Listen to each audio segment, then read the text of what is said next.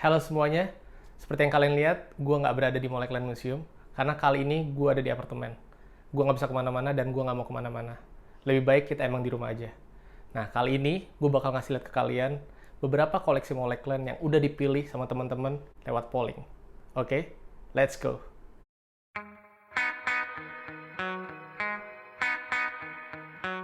Di koleksi pertama, yang mau gue tunjukin ke kalian adalah antara Malscan atau Libertines. Menurut polling, Malscan ada 47% yang milih, dan Libertines ada 53%. Ketat banget, men. Lagi-lagi, Malscan nggak berhasil menang dapetin polling paling banyak. Kalau begitu, koleksi dari Libertines yang mau gue kasih lihat ke kalian adalah sebuah setlist Libertines yang gue dapet dari tour reuni mereka di tahun 2014 di London. Sebenarnya ini bukan tour reuni pertama, karena sebelumnya Libertines sudah pernah reuni di tahun 2010, tapi bukan berarti gignya basi. Karena lo tahu, Libertines masuk ke jajaran top list untuk gig terbaik sepanjang masa di UK. Dulu di tahun 2003, pas Pete baru keluar dari penjara karena kasus drugs, dia langsung dijemput sama Kalbarat, dan mereka langsung bikin gig. Gokil.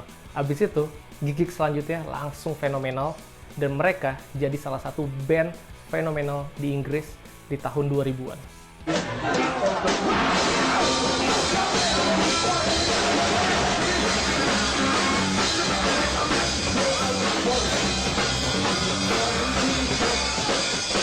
Ditambah Alan Maggie, bekas bosnya Christian Records dan bosnya Oasis, balik ke industri musik. Dan dia langsung ngegarap Libertines. Lo bayangin, men. Kelar dunia. Nah, tapi nasibnya Alan Maggie nggak jauh dari ketemu Liam sama Noel. Di Libertines ada Kalbarat sama Pete Doherty. Lo bayangin, waktu proses recording, sampai disediain bodyguard untuk jagain mereka kalau mereka ribut. Dan bener aja, akhirnya, sebelum proses album kedua Libertines kelar, Pete udah cabut dari band. Tapi akhirnya Libertines tetap ngerilis album kedua mereka. Ya, cuman nggak lama. Setelah itu, mereka bubar. Walaupun umurnya cuma sebentar, tapi Libertines itu jadi referensi untuk band-band setelahnya, termasuk Arctic Monkeys. Jadinya, walaupun Libertines cuma punya 2 album, pas mereka ngumumin reuni, itu bener-bener heboh banget. Di tahun 2010, itu sold out. Abis itu di tahun 2014, mereka ngumumin reuni lagi. Dan gilanya, mereka cuma bikin 3 gig doang di Alexandra Palace di London. Dan gue cuma kebagian hari kedua karena sisanya sold out. Untung banget gue masih kedapatan tiket. Dan gue balik-balik bawa setlist yang ada di panggung Libertines. Ya walaupun kondisi udah hancur lebur. Sekarang gue kasih lihat ke kalian detail-detailnya. Kalau kalian lihat di sini, ada logonya Libertines, dan ada tulisan Alexandra Palace dan Day 2. Ya, gue nonton di hari kedua. Dan setlist yang dimainin adalah lagu-lagunya banyak banget, men. Dari Delaney sampai terakhir ada encore juga, dan terakhir mereka bawain I Get Along. Ya, ini salah satu setlist terbaiknya Libertines. Dan Libertines yang gokil bawain lagu Fuck Forever. Dimana lagu ini sebenarnya bukan lagu Libertines, tapi lagu Pete yang dimainin di band setelah Libertines.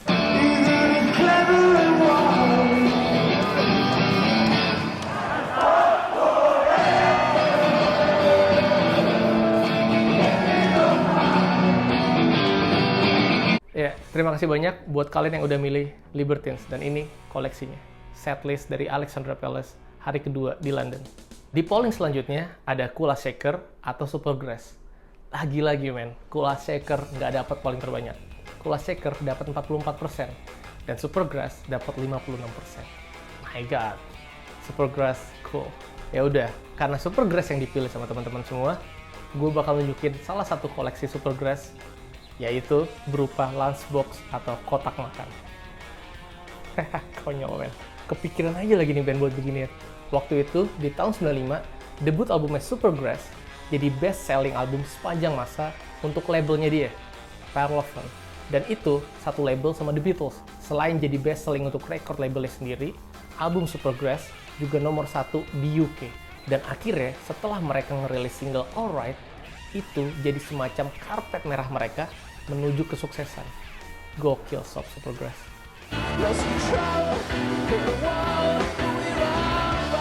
Nah, di tangan gue ini ada promotional item dari Supergrass nih. Sekarang gue mau ngasih lihat ke kalian detailnya ya. Di depannya ini ada logo Supergrass, dan ini ada pegangannya warna putih. Ini bahannya plastik ya. Jadi kalau ukurannya pun kurang lebih 20 sentian. Ya, ini kurang lebih juga di bawah 20 cm. Seukuran lunchbox biasa, di belakangnya nggak ada apa-apa. Dan ini locknya itu cuman model begini, nggak ada locknya sama sekali, jadi cuma dijepit doang. Jadi kalau dibuka, ini biasanya waktu itu gue buat nyimpen CD atau kaset. Dan ini adalah kaset Supergrass Alright. Dan kalau ini adalah CD-nya. Jadi kalau kalian lihat logonya sama covernya. Simple, cuman konyol banget. Kocak gila mereka buat begini ya. Dari semua promotional item yang gue punya, ini yang paling konyol kan. Lu bayangin grup band buat kotak makan. Tapi sebenarnya gue nggak kaget sih waktu Supergrass ngerilis promotional item model begini. Karena apalagi Gus itu emang terkenal banget, doi doyan banget sama Have Fun, Teller, dan lain-lain. Karena lu bayangin, umurnya masih 19 tahun men, waktu Supergrass ngerilis debut albumnya. Ditambah albumnya meledak. Ya makin jadi nih orang. Selain itu, konsep awal Supergrass ya emang buat have fun. Jadi musiknya juga catchy kayak pop punk gitu. Dan di tahun 95, selain Oasis dan Blood, lagu-lagu Supergrass juga jadi anthem buat bocah-bocah di UK pada saat itu. Sekarang kita masuk ke polling terakhir Molekland. Paul Weller atau Noel Gallagher. Lu bayangin, Paul Weller cuma dapat 10%, Noel Gallagher 90%. Gokil, absolut hampir 100%. Buset dah. Padahal, Paul Weller itu salah satu musisi yang bener-bener banyak mempengaruhi Noel Gallagher.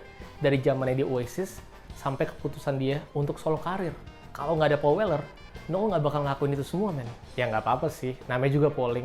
Mungkin next time, Paul Weller bakal banyak yang milih kalau lawannya bukan Noel atau Liam. Finger crossed, man. Oke, kalau begitu, gue bakal ngasih lihat ke kalian koleksi Noel Gallagher. Beberapa minggu yang lalu, Noel Gallagher sempat posting di Facebook tentang throwback gig-nya dia di London tahun 2015. Dan kebetulan, gue ada di front row pada saat itu. How old are you? How old are you?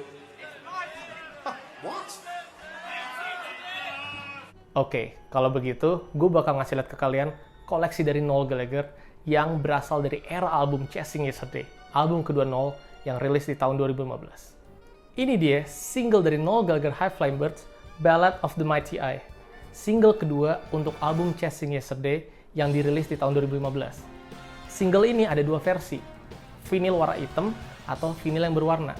Kalau dari covernya kelihatan sama aja, dan dari cover belakangnya ada tulisan set A-nya Ballad of the Mighty Eye dan set B-nya Revolution Song. Nah, yang bikin beda adalah warna vinilnya. Ini sekarang gue kasih lihat ke kalian.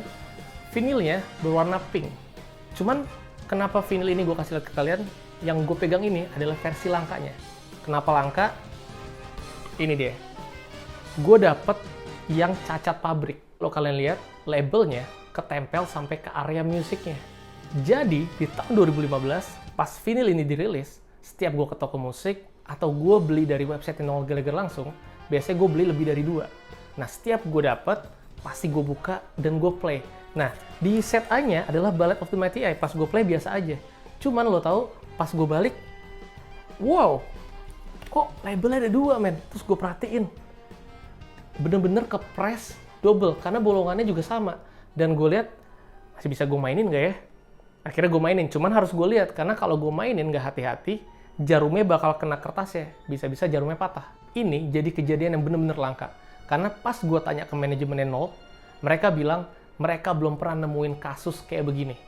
Terus akhirnya gue coba tanya lagi ke kolektor-kolektor yang lain. Jawabannya juga sama. Dan gue secara pribadi, yang gue tahu biasanya kalau cacat pabrik itu hanya di covernya doang. Entah ada sobekan atau salah print. Jarang banget kejadian di vinilnya langsung. Malah hampir nggak pernah gue nemuin ada double label kayak begini. Dan ini Noel Gallagher yang dimana rilisan udah modern di tahun 2015. Akhirnya gue pikir daripada ini gue balikin ngapain juga. Toh manajemennya sendiri juga bilang itu cacat pabrik dan kasus pertama yang mereka temuin. Dan belum pernah ada lagi. Akhirnya yaudah deh gue simpen aja dan jadi koleksi. Dan ya termasuk aneh juga sih beginian. Nah segitu dulu koleksi-koleksi yang bisa gue tampilin berdasarkan dari polling terbanyak. Sekali lagi, terima kasih banyak untuk kalian yang udah ikutan polling di Instagram Molekland. Terima kasih banyak sudah menonton. Silahkan subscribe YouTube channel Molekland dan follow Instagram Molekland. I'm Ilham. I'll see you later.